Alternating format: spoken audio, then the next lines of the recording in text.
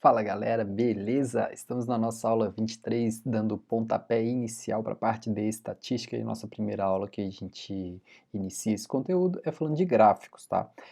Já era nesse momento para eu estar lá gravando no Gaia, lá no quadro, na estrutura física do Gaia, e eu não estou fazendo isso, galera, só para me justificar aqui para vocês, porque é essa aula, tá? Essa aula em principal eu prefiro fazer aqui. Por quê?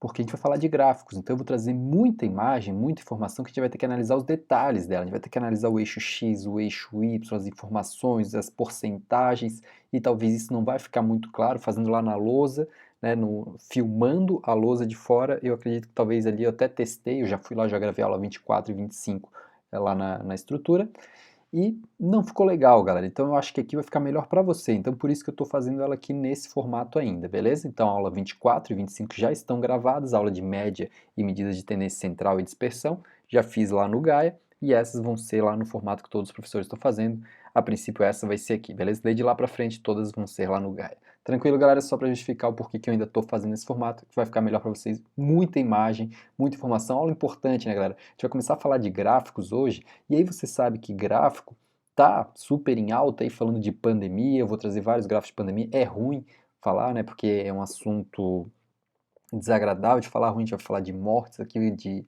contar esses números e realmente é ruim de trabalhar, já peço desculpas por isso, mas a gente tem que estar analisando esses gráficos, tem que estar conversando com vocês, claro que está muito em alta aí para cair em algum vestibular. Tranquilo, galera. Antes de a gente chegar na parte de gráficos, a gente vai para alguma parte uma parte inicial, que é a parte mais de termos, galera. A parte mais de conceitos a gente tem que estar falando e logo a gente já entra em gráficos. Fechou? Bora lá então, começamos falando de população e amostra, para você entender o que que é isso. Então, população é um conjunto de elementos e a amostra é uma parte desse conjunto que seja capaz de representar o todo. Então, amostras são elementos da população capazes de representá-la, e o exemplo mais clássico disso é uma pesquisa eleitoral. Galera, para eu saber, né, para eu fazer, no caso, uma pesquisa eleitoral, eu não vou ligar para casa dos 200 milhões de brasileiros e perguntar para cada um em quem que eles vão votar, certo, galera? Então a gente vai pegar uma parte dessa população que consiga representar o todo, claro, com classe social, né, com regiões do Brasil, tudo isso tem que entrar em conta, né, que represente o Brasil. Mas eu trago aqui um caso bem específico, só que não foi da nossa eleição, foi da eleição dos Estados Unidos agora em 2016, né, a última que passou, está vindo uma agora esse ano, da Hillary contra o Trump, né, que deu muito falatório, porque nas pesquisas lá dos Estados Unidos, todas elas, praticamente todas, a grande maioria das pesquisas apontavam a Hillary como vencedora, e você sabe que foi o Trump que venceu a eleição americana. Então eu trouxe esse exemplo aqui, ó, para mostrar para vocês. Olha só, vem acompanhando aqui comigo. Ó. Intenção de voto. Então, pela pesquisa americana, dizia que 46% do eleitorado votaria na Hillary, 43% no Trump, e os jornais, os comentaristas de política lá, davam uma probabilidade da Hillary vencer muito maior. Olha só, probabilidade, né, segundo aqui um jornal, segundo outro jornal, 71,6% da Hillary, 84%. Aí você me pergunta, professor, mas se ali a intenção de voto é 46 e 43, por que que aqui eles estão dando 84 e 70% de chance dela ganhar? Sendo que tá ali parece apertado. O que eles estão querendo dizer aqui, galera, é a confiabilidade dessa pesquisa. Então, eles estão dizendo assim, ó, se a pesquisa realmente estiver correta, é ela que vai ganhar. Então, eles estão mesmo ali vendo a probabilidade de estar certa a pesquisa. Só que outra coisa, deixa eu contar para vocês, olha só.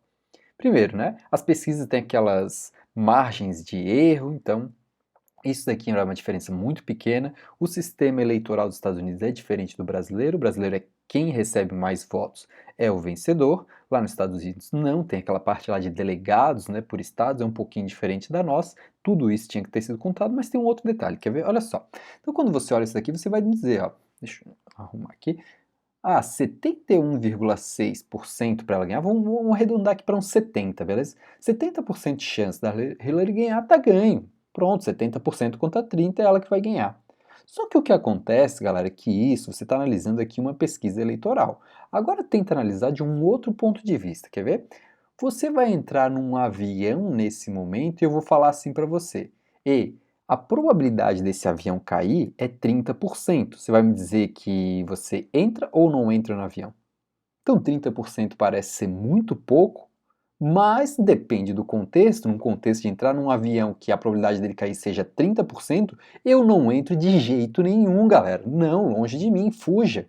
Claro, porque daí agora você está olhando que cair um desastre de avião, 30% é um número muito grande. Por que na eleição você acha pequeno? Então existia, não é que a matemática está errada. Claro que aqui deve ter tido algum problema aqui dessa pesquisa, claro que não deu certo, mas tinha-se também, claro, tinha-se uma probabilidade de perder, da Hillary perder, né, ou do Trump ganhar, tinha essa possibilidade. Então talvez a gente olhe para um lado e esteja num ponto de vista um pouco diferente, mas contava-se sim que tinha uma chance do Trump ganhar, ok? Só mais ou menos para a gente trabalhar aqui um pouco das ideias do... Eu vou trabalhar com vocês, galera, aqui hoje muito essa ideia de interpretação, de lógica, de crítica sobre os números, tá? Eu não vou entrar, óbvio, em questões políticas aqui, eu vou analisar números. A gente vai ver número e o que a gente pode questionar desses números, beleza?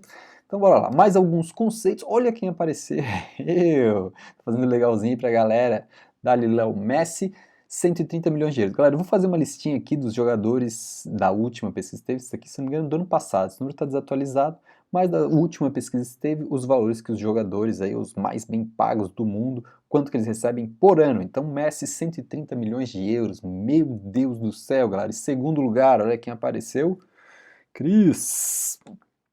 Cristiano Ronaldo, né, 113 milhões de euros por ano. Aí em terceiro lugar vem o menino Ney, 91,5 milhões de euros, e aí segue uma lista até o 10º colocado. Como te falei, essa lista está desatualizada, tá, galera? Então não leva o pé da letra aqui esses valores. O que eu quero que você olhe é que eu te passei uma lista, um top 10, vamos falar assim, top 10 dos jogadores mais bem pagos do mundo. Por que eu estou trazendo isso, né, galera? Primeiro, para te mostrar o absurdo, né? Isso aqui para mim é algo muito absurdo, 130 milhões, absurdo, mas ele merece. Galera, é absurdo, né? 130 milhões de euros por ano, muito fora da casinha. Mas o que eu queria te falar, vamos sair um pouco dessa ideia aqui desse valor, vamos pensar no seguinte, esse conceito é importante, esse conceito que eu coloquei para vocês chama-se ROL. Professor, o que quer dizer ROL? ROL vai ser muito usado agora na estatística, galera, quando a gente for calcular mediana. Muitos alunos esquecem de fazer o ROL na hora de calcular a mediana, tá? Então já estou trazendo o conceito aqui, na aula que vem, não, na próxima aula daí eu vou falar de novo de ROL, beleza? Então vamos lá, o que é ROL, galera? ROL nada mais é do que você ordenar uma sequência de números. Aqui eu ordenei, fiz o top 10 dos jogadores mais bem pagos. Está ordenado, ó, galera, do maior para o menor, ou poderia ser do menor para o maior, tanto faz. O que eu quero é que você ordene, coloque a ordem ali de aumento ou de redução, beleza? Ordem crescente ou decrescente. Então, fizemos o ROL. Mais um conceito que eu queria falar para vocês, galera, é esse aqui, classe. Então, falamos do ROL, que é você ordenar, e temos uma classe. O que é classe? É um intervalo de elementos sucessivos de um ROL. É você pegar uma parte aqui do ROL, tá? E para você criar esse intervalo, você vai ter que me dizer de quanto até quanto. Então, tá, para eu criar uma classe, eu preciso de um intervalo que vai de quantos até quantos. Eu escrevi aqui para vocês, desculpa, dando um exemplo, ó. Intervalo que vai de 30 até 100. Então, eu queria que você me dissesse quem são os jogadores que recebem entre 30 milhões por ano e 100 milhões por ano. Dá uma olhada ali na tabela, galera, e a pergunta que eu te faço é, o Felipe Coutinho entra ou não entra nessa classe? E essa classe está definida por um intervalo que vai de 30 até 100. Entra ou não entra? Entra, galera, porque olha só, eu coloquei um intervalo fechado, né? Lembre que intervalo fechado ele entra. Então, 30 milhões de euros por ano, Felipe Coutinho aqui entra nessa classe, beleza? E então, na classe você precisa de um intervalo e tendo o intervalo você pode calcular também a sua amplitude. Está escrito aqui, ó, galera. O que é amplitude? É você pegar o maior valor dessa sua classe e subtrair o menor. Você vai achar uma amplitude de 70. Legal, galera? Então, alguns conceitos que eu estou falando para vocês, isso é importante, eu estou passando até meio rápido, porque eu acho que, né, conceito você lê na apostila, isso aqui você vai entender, não tem nada demais. O que eu acho mais importante é que a gente fazer as análises críticas dos gráficos, já vamos chegar lá. Vamos lá, mais um conceito é o de frequências, isso é importante também, tá, galera? Frequência, então, olha só, estou trazendo um exemplo aqui para vocês, bem simples, bem básico, tá, galera? Já trouxe exemplos melhores, mas vamos lá, imagina que você tem uma empresa, nessa empresa você tem 20 funcionários, e eu coloquei aqui a tabela dos salários dos funcionários dessa empresa.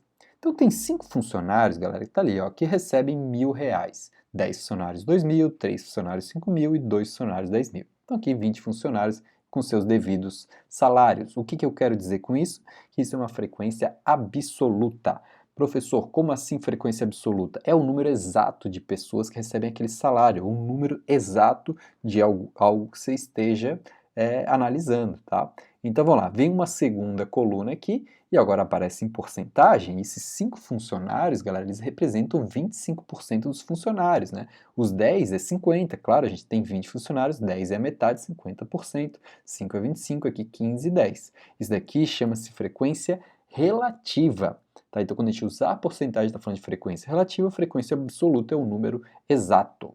Beleza? E aí, por último, na terceira coluna, aparece a frequência acumulada. É como se você falasse assim, ó, quantos funcionários recebem até 2.000? Então, você vai puxando o que está para trás, você vai trazendo os anteriores. Né? Então, olha aqui.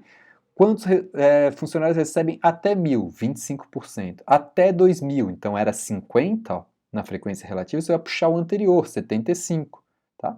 Então você pegar tudo que está para trás. Então, quantos funcionários recebem até 5.000? 90%, ó, que é o 15, mais 50 mais 25, e lógico, até 10.000 vão ser todos 100%, isso chama-se frequência acumulada. Tranquilo, galera? Bem de boa, né? Bem de boa. E aí entramos nas representações gráficas. O que a gente vai falar agora, galera, daqui para frente é de gráfico. Deixa eu só colocar meu carregador aqui, senão vai acabar a bateria. Gráfico, galera, importante. Então vamos lá.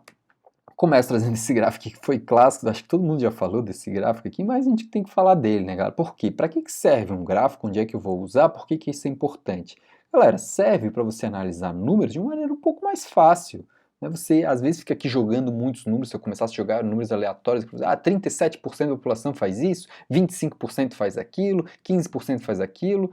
Só que você parece, quando você joga números, parece que você não está analisando o quanto que um é maior que o outro, quanto que aquilo representa. E num gráfico isso pode mostrar de maneira mais fiel, né? Você entenda melhor o que estão representando esses números, tá? Então vamos lá. Tem aqui o gráfico do Dória, que o Dória lidera a pesquisa. Eu vou até apagar isso aqui, vou analisar só esse primeiro aqui, ó. Vem analisando comigo. Olha só. Então tá lá. Dória lidera a pesquisa, aponta o Ibope, com 22% das intenções de voto na pesquisa. Galera, olha aqui aonde é que está o nosso eixo Y? Está no 90%. Você está vendo que a propaganda é enganosa, porque 22% próximo de 90% é sacanagem, né, galera? 22% teria que estar por aqui, ó. É por aqui, ó. Então eles colocaram lá em cima para mostrar, olha, está disparado na frente, ninguém pega mais, já ganhou. Você entendeu, galera? Isso aqui é uma propaganda enganosa, então tá errado. E claro, a Justiça Eleitoral entrou aqui em jogo e fez ele apagar essa imagem aqui e criar uma verdadeira, né, galera? Note até o absurdo aqui, ó, que o 40% aqui de branco, primeiro, 40% branco nulo, né? Olha o tamanho. E 40% está aqui embaixo e o 22% está lá em cima. Pô, galera, aí não, vai querer me enganar agora? Por isso que é legal você saber entender de gráficos e aqui sim estaria um gráfico de uma forma honesta, os 22% ali, ó, 15% está mais próximo, né? E o 40%, lógico, teria que ser o maior, né, galera? Então, não vem me enrolar que eu não vou cair nessa. Né? Agora, você tem que ter uma análise crítica, claro, sempre importante, quando você estiver analisando o gráfico, analisar os seus eixos, né? O que representa o eixo Y, o que representa o eixo X. Aqui, no caso, né, teria os candidatos, no eixo Y seria ali a porcentagem das intenções de voto. Tranquilo? Vamos lá. Falando agora de Covid, então a gente entra num assunto bem delicado, galera, é uma pandemia que a gente está vivendo. Eu já tinha feito essa aula aqui para o semi-extensivo, e quando eu fiz a aula para o semi, galera, os números eram totalmente diferentes. Então eu tive que reformular e refazer toda a aula, claro, porque agora cada semana, e até eu refiz essa aula semana passada, que é quando eu fui gravar no Gaia, mas acabei tendo a ideia de gravar aqui que eu acho que vai ficar melhor. Tive que refazer tudo, é questão de uma semana você vai mudando, então pode ter números aqui que também já estejam desatualizados, tá, galera? Toda semana aqui isso muda, então o que a gente vai tentar pegar daqui são as análises que a gente vai fazer dos gráficos e como que eles são representados, beleza? Falando de Covid-19, você sabe, isso está direto nos jornais, então vamos analisar. E o primeiro de tudo, lá no começo, galera, quando se iniciou, tinham, sei lá, 3 casos no Brasil, tinha uma morte no país. Já se falava o tempo inteiro em achatar a curva da pandemia, né? Achatar o pico da pandemia. Isso daqui foi falado, todo mundo já analisou isso daqui, e a gente está falando de gráfico, né? Então, se a gente não tem nenhuma medida de controle, o que poderia ter acontecido? Que está aqui, ó, sem medidas de controle, ou seja, né?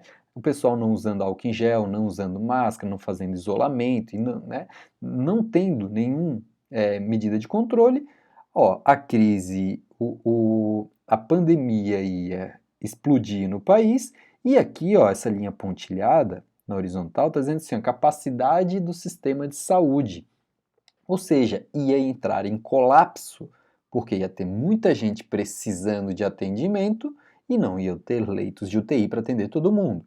Então começou-se a adotar isolamento social, máscara, álcool em gel, né, o pessoal tem que ficar em casa, é, vários diversos cuidados, né? Aumentar também os leitos de UTI, isso era uma ação bem importante, comprar respiradores, vários problemas que aconteceram, vocês viram isso tudo em noticiários, né?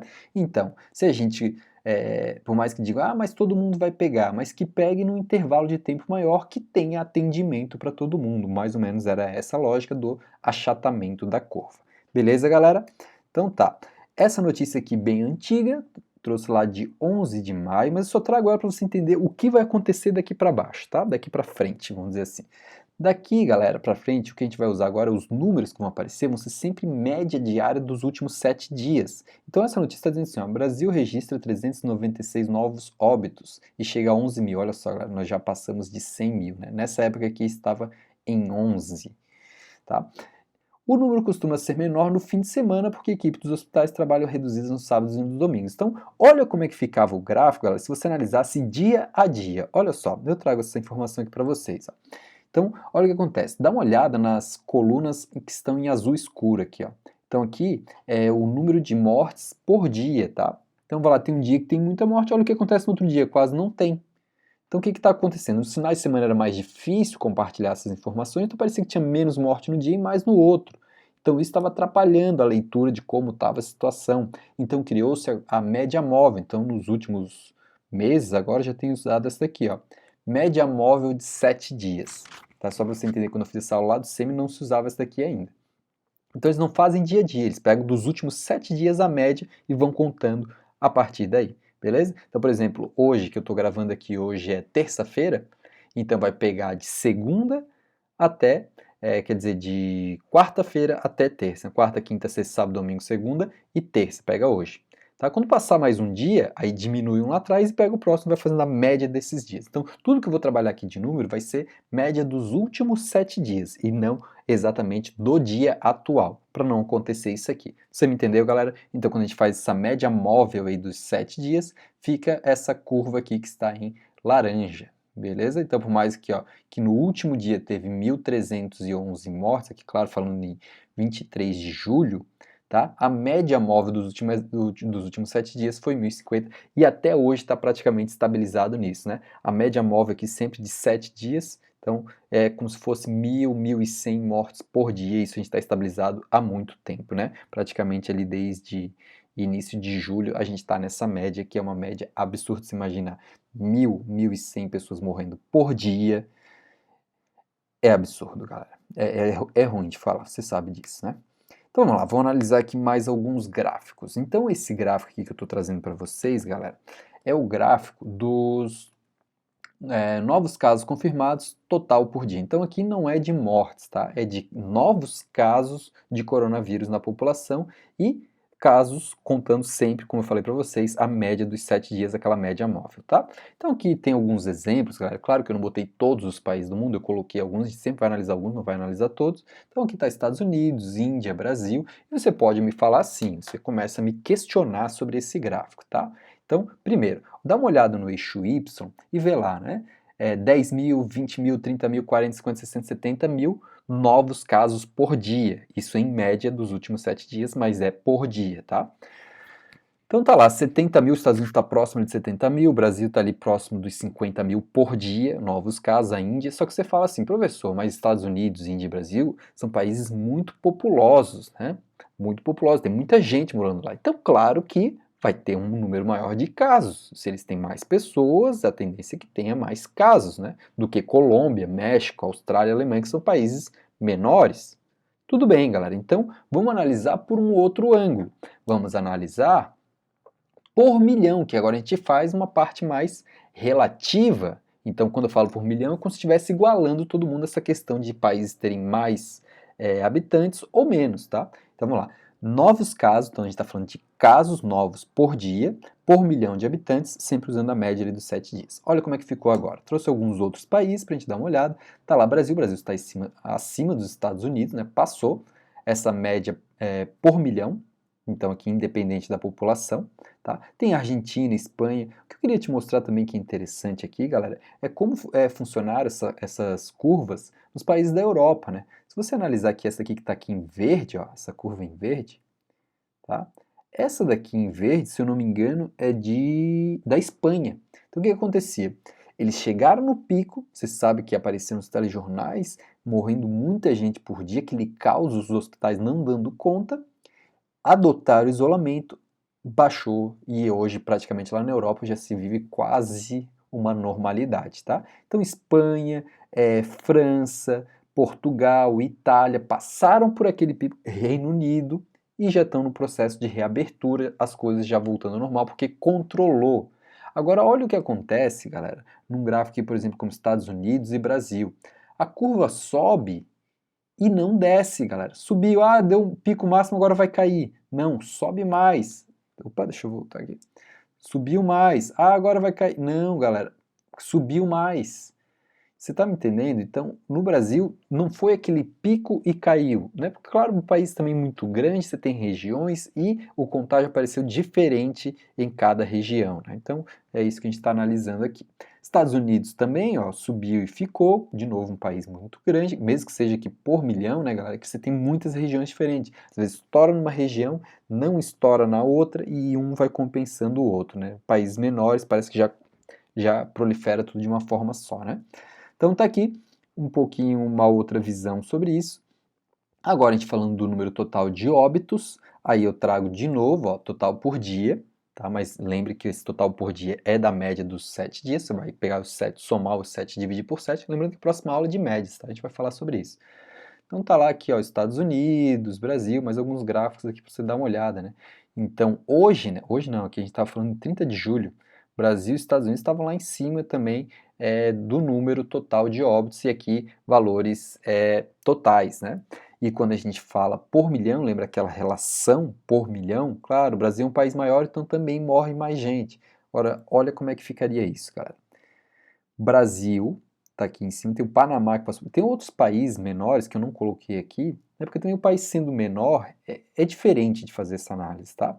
Então aqui eu peguei Brasil, Estados Unidos, Argentina, Reino Unido, Itália, França, tá? Aqui seria o número de óbitos por milhão, tá? Então o Brasil ainda está muito alto, galera. Você vê aqui, ó, olha só como é que fica as curvas desses países, dá o pico máximo e diminui, dá o pico máximo e diminui. O Brasil tá vindo aqui, ó, só veio, subiu e estabilizou, não desceu. Tranquilo? Vamos lá. Aí vem um outro dado importante. É difícil de se analisar isso, galera, com muita certeza, porque a gente depende também desse gráfico aqui. Esse gráfico diz a quantidade de testes feitos em cada país para grupos de 1.000 pessoas. Então, fazendo uma parte proporcional, tá? Então, fazendo uma média, cada 1.000 pessoas, quantas são testadas. E aí vem outro dado bem importante a gente analisar. Olha aonde está o Brasil e a Argentina, galera. Comparado com Itália, Espanha, Suécia, França, Portugal, Reino Unido, Estados Unidos. Tá? Então, o Brasil é um dos países também que menos testa. Então, se a gente não está fazendo teste, a gente sabe que aqueles números que passaram nos outros gráficos já parecem estar meio furados. Por quê? Porque não foram feitos tantos testes. Né? O presidente dos Estados Unidos até falou há pouco tempo que, claro, parece que aqui a pandemia está pior porque a gente também é o que mais testa. Então, isso acontece. Tá? Então, a gente não consegue ter uma certeza muito grande desses números porque também os países não testam de forma igual. Então, é outra análise que a gente tem que fazer. Tranquilo? Bora lá então, vamos falar dos grupos de risco. Lembre que para o Ministério da Saúde, os grupos de risco aqui no Brasil, acima de 60 anos. E aí, galera, outro gráfico importante a gente analisar, está aqui a nossa pirâmide aqui de faixa etária, né, da população brasileira. Ó. Antes era uma pirâmide, agora já diminuiu a base da pirâmide, né? Então, o que acontece aqui, galera? grupo de risco acima de 60 anos. Então começou a se olhar muito qual era o percentual da população que está no grupo de risco, fora outras doenças, aqui falando só da idade, tá? Então acima de 60 anos aqui, ó, nesse gráfico já diz pra gente 13,6% da população, tá aqui embaixo, ó, que representa 28,7 milhões de pessoas, né? Claro que falavam isso porque ele começa a fazer uma proporção do número de mortes em cada faixa etária, né? Então percebe-se que a doença, quando atinge pessoas mais idosas, ela vem de uma maneira mais forte, né, causando aí um número de uma mortalidade maior. Tranquilo? Então aqui, então, faixa etária, também um gráfico muito importante se analisar.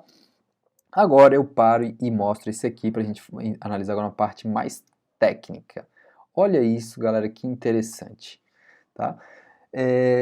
Falando aqui dos novos casos aqui no Brasil, agora eu deixei só a curva do Brasil aqui para a gente analisar, tá? Então, novos casos, a gente já tinha visto ali que estava acima dos 40 mil aqui em julho, né? E o que acontece? Se você analisar esse gráfico, galera, no eixo X, então está o tempo, né? Olha, ó, vem março, abril, maio, junho, julho, aí. E no eixo Y, a quantidade de pessoas contaminadas por dia ali na média móvel de 7 dias. 10 mil, 20 mil, 30 mil, 40 mil. Tá? Eu vou mudar o gráfico e eu quero que você entenda o que acontece desse gráfico aqui para esse que eu vou te mostrar agora. Olha só o que mudou. Tá? Continua sendo o Brasil, continua sendo, né, o número de novos casos por dia na média móvel, tudo isso é igual. O que mudou, galera, daquele gráfico anterior para esse, foi isso aqui, ó, o eixo Y. Você lembra que no eixo Y, o que estava ali? 0, 10 mil, 20 mil, 30 mil, 40 mil. Agora está 1, 10, 100, 1000 e 10 mil. Galera, você entende que isso aqui não é um gráfico linear, né? De 1 para 10 aumentou 9 unidades, de 10 para 100 aumentou 90, daqui para cá aumentou 900 e daqui para cá aumentou 9.000. Olha que estranho, galera.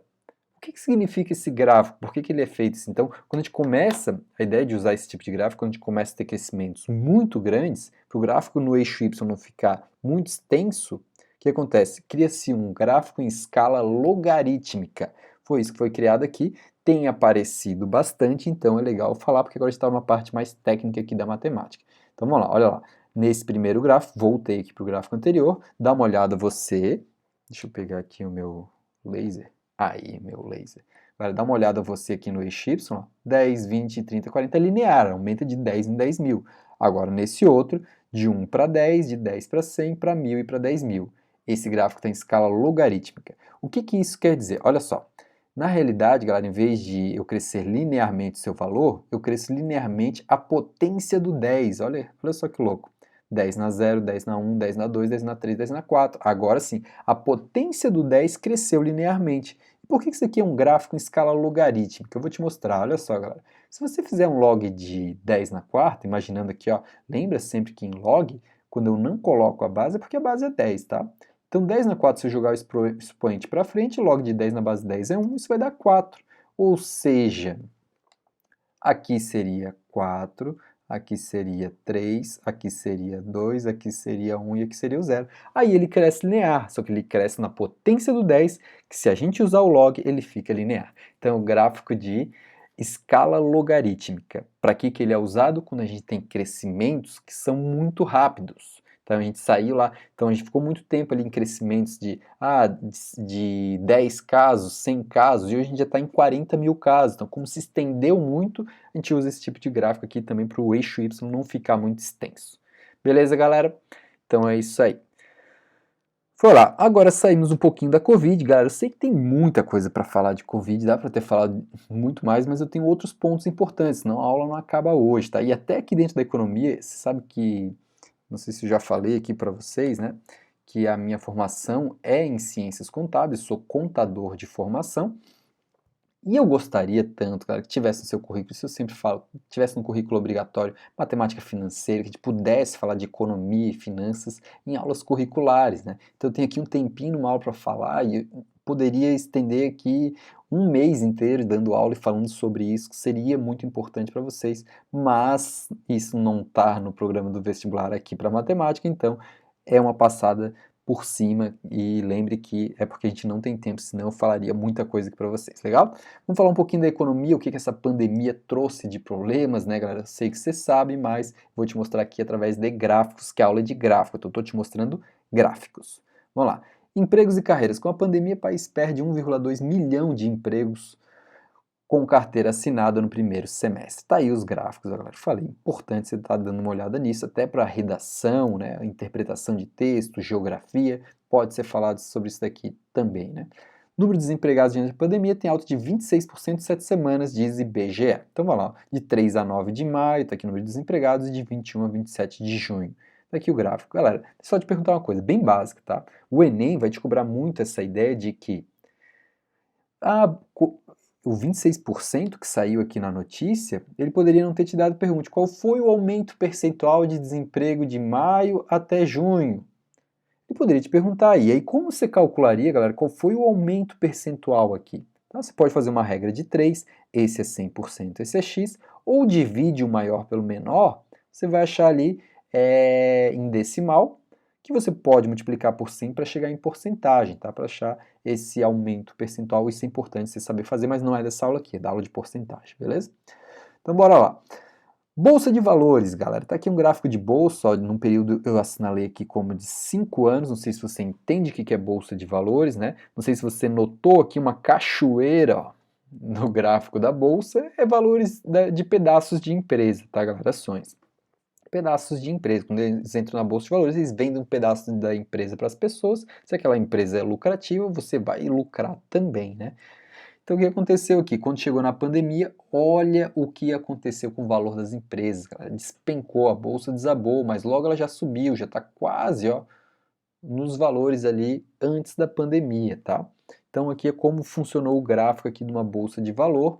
Lembre que investimentos, quando a gente falar de investimentos, isso é um tipo de investimento, está investindo na bolsa, pode investir em renda fixa, pode investir em poupança, que não é muito aconselhável, mas pode, tá? Então tem vários tipos de investimento, esse aqui é um deles, você investir na bolsa, você investe em empresas.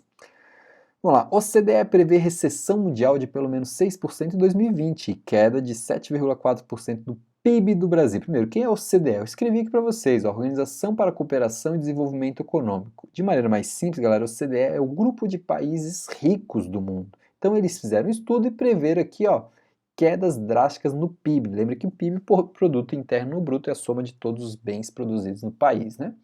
Então vai lá, no mundo, galera, eles programaram aqui um cenário 1, cenário 2. Cenário 1 seria um cenário mais otimista, cenário 2, um cenário um pouco mais pessimista. Vamos lá, no mundo, uma recessão de 6% nas suas produções, de maneira pessimista, 7,6%. Olha, o Brasil está pior que a média mundial, galera. 7,4% num cenário otimista e 9,1% cenário pessimista. Se você quiser analisar um pouco melhor o que representa esses números no PIB, eu vou trazer uma média histórica aqui, ó, do Brasil, tá? Olha só como vinha oscilando esse PIB no Brasil, tá? O percentual aqui de aumento ou de redução. Então tá lá, em 2009 teve uma pequena redução, 2010, olha só, o PIB disparou, aumentou 7,53%. Aqui em 2015 e 2016 nós tivemos recessão na economia, né? Quando a gente fala redução no PIB, a gente fala uma redução na economia mesmo do país, né? O país não cresce, o país não desenvolve. Aqui nos últimos 3 anos, 2017, 18, 19, vinha vindo uma pequena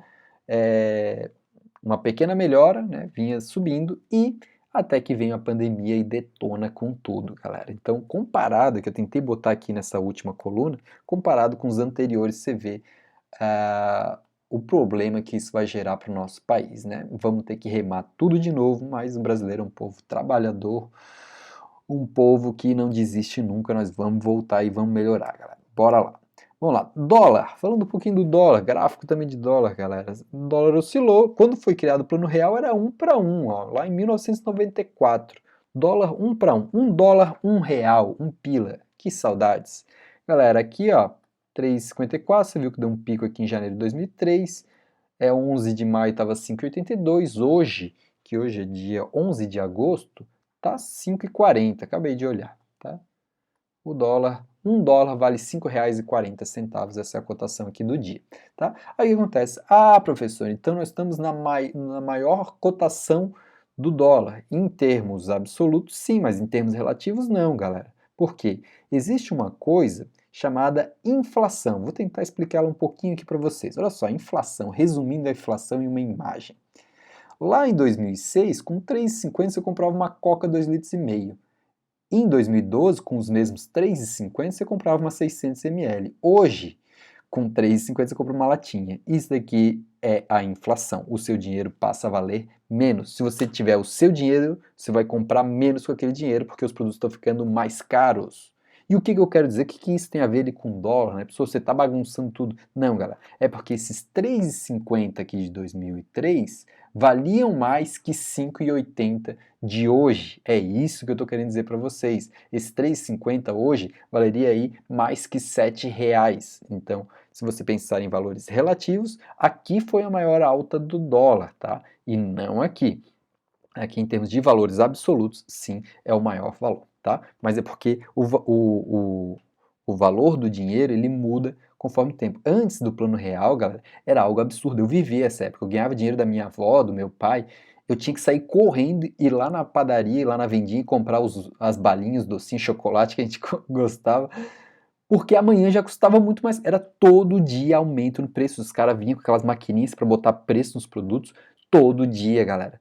Então hoje um chocolate custava R$ 1, amanhã era R$ 1,50, depois de amanhã era R$ 2, depois R$ 2,50 e assim ia, galera. Seu dinheiro ia valendo menos a cada dia. Era uma loucura. Com o plano real, né, veio a estabilidade aí, um pouco de estabilidade na inflação, tá? Hoje ali a Coca 2,5 litros, 8,40 e o que eu achei legal que foi o à vista, né? Se você quiser, você pode parcelar a coquinha ali 8,40 em 2 vezes sem juros.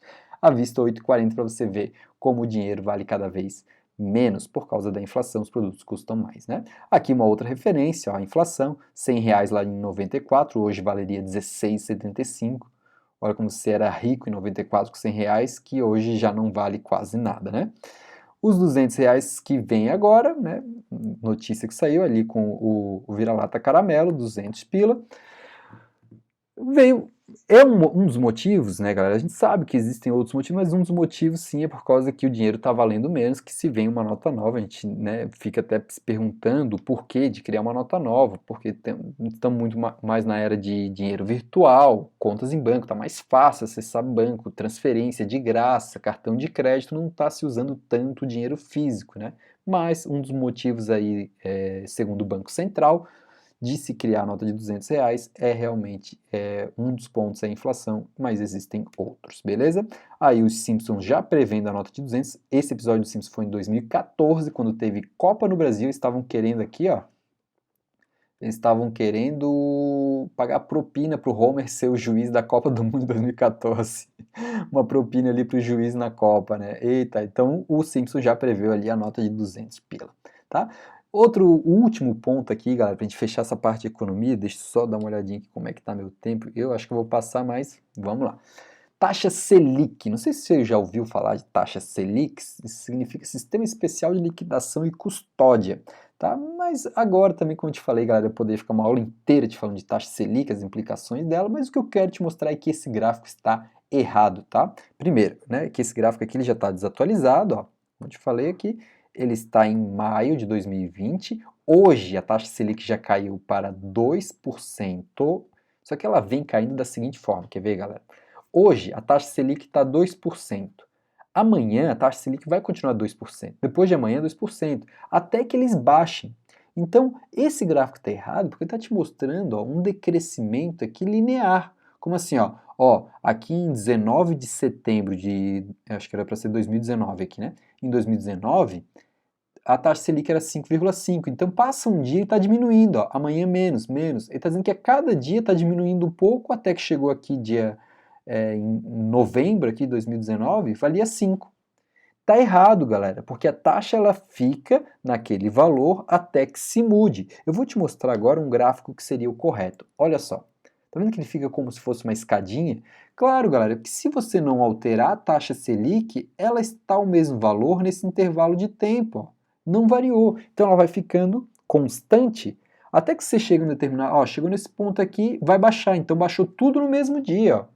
Hoje a taxa não é mais 5, é 4,5. Então baixou naquele dia, amanhã é 4,5, depois de amanhã é 4,5, então ele vai ficando constante, ele vai fazendo uma escadinha. Esse é o gráfico correto, esse é o gráfico errado, galera. E ontem mesmo, eu estava olhando ali jornal Hoje na Globo, vendo as notícias, eles botaram gráfico de taxa Selic dessa forma. Esse aqui é do G1, tá?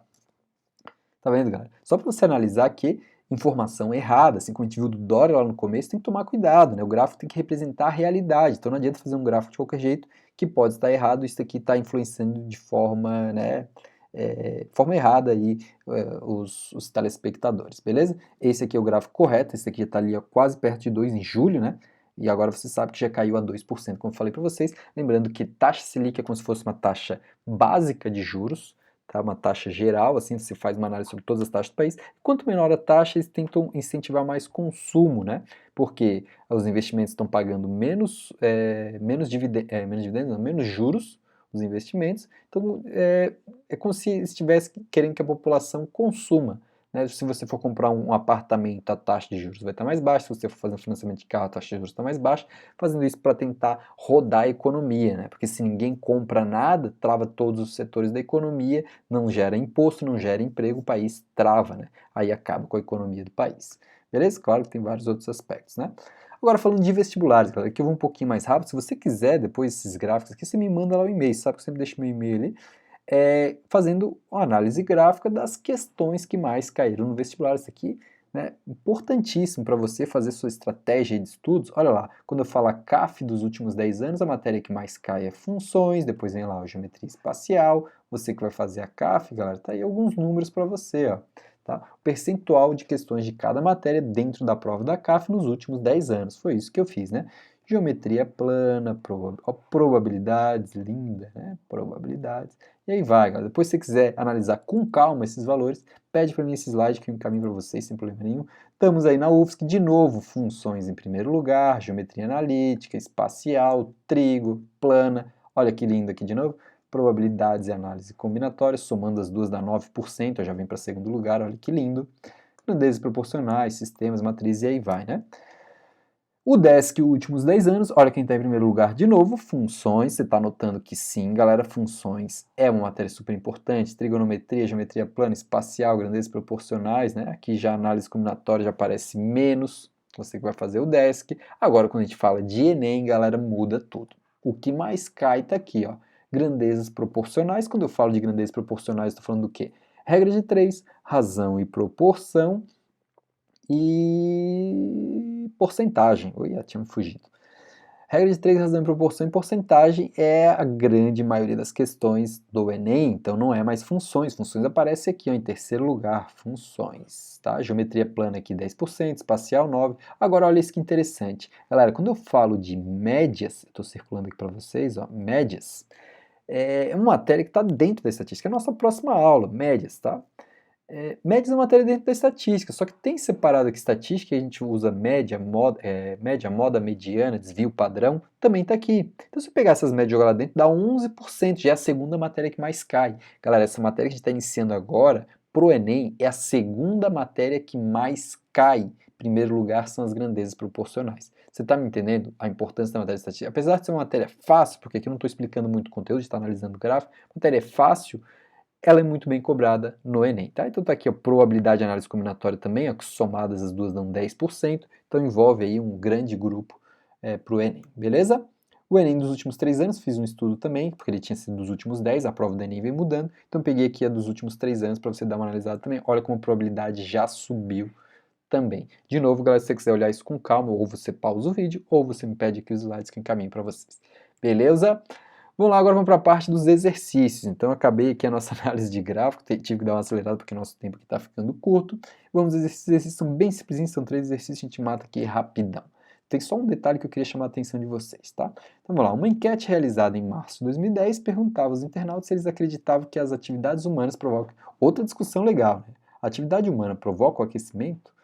Eram 3 alternativas possíveis, 279 internautas responderam a enquete, como mostra o gráfico. Tá aqui, ó, galera. Foram 279 internautos que responderam e chegaram nos seguintes valores. 67% desses internautos disseram que sim, as atividades humanas interferem no aquecimento global, 25% acham que não e 8% não sabem. A pergunta da questão era: quantas pessoas votaram em não? A pergunta era, quantas pessoas votaram em não? É 25% dos internautas, 25% dos.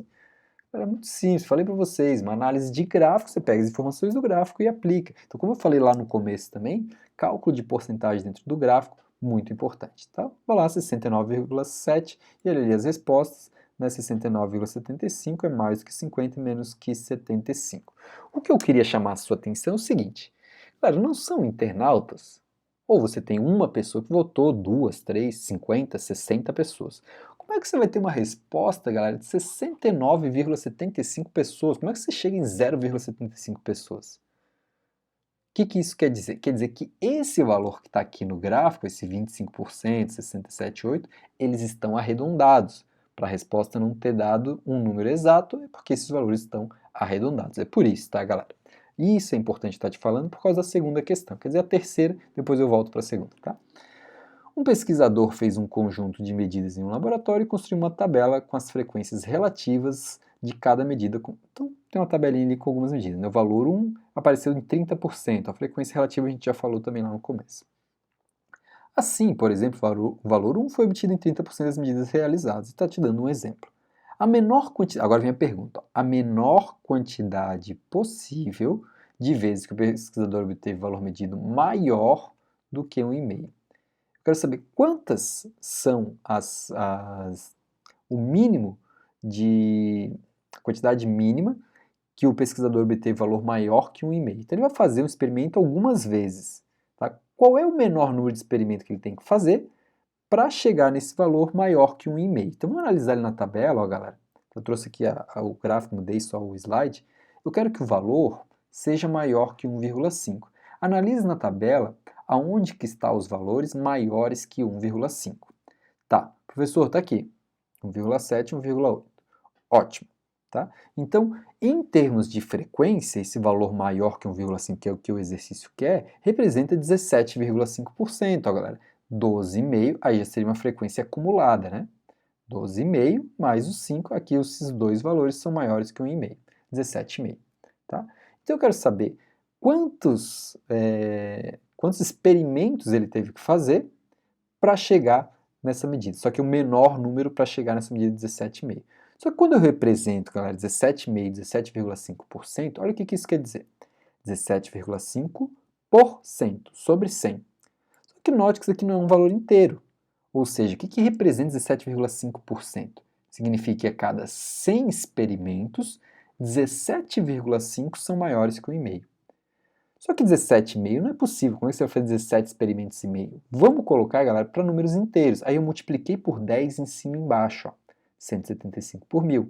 Só que como ele quer a menor quantidade, eu vou simplificar essa fração, ó. Dividir por 5 e dividir por 5 de novo. Não dá mais para simplificar. O que isso quer dizer? Ele queria a quantidade mínima. Quer dizer que a cada 40 experimentos, 7 deles são maiores que 1,5. Essa é a menor. Então o que a gente fez? A gente teve que transformar em valores inteiros, porque é o número de pesquisa, né, o número de experimentos, e que representasse 7,5%. Então a gente transformou ele para números inteiros e simplificou. Legal, galera? Então só trazendo a ideia do primeiro exercício também foi isso. Lá deu o número de pessoas quebrado, que não era possível existir, porque eles arredondaram valores, tá? Aí foi lá 7 vezes a cada 40. E por último, um gráfico aqui, galera, da Federal do Rio Grande do Sul, e diz o seguinte: os resultados de uma pesquisa de opinião foram divulgados utilizando um gráfico de setor circular, como representado na figura abaixo. Lá vem algumas informações.